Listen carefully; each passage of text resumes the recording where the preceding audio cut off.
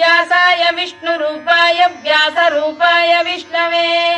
नमो वै ब्रह्मनिधये वासिष्ठाय नमो नमः अविकाराय शुद्धाय नित्याय परमात्मने सदैकरूपरूपाय विष्णवे सर्वजिष्णवे यस्य स्मरणमात्रेण जन्म संसारबन्धनात् विमुच्यते नमस्तस्मै विष्णवे प्रभविष्णवे ॐ नमो विष्णवे प्रभविष्णवे श्रीवैशम्पायन उवाच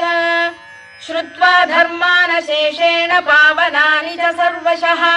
युधिष्ठिरः शान्तनवम् पुनरेवाभ्यभाषत युधिष्ठिर उवाच किमेकम् दैवतम् लोके किं वाप्येकम् परायणम् स्तुवन्तः कङ्कमर्चन्तः प्राप्नुयुर्मानवा शुभम् को धर्मः सर्वधर्माणाम् भवतः परमो मतः।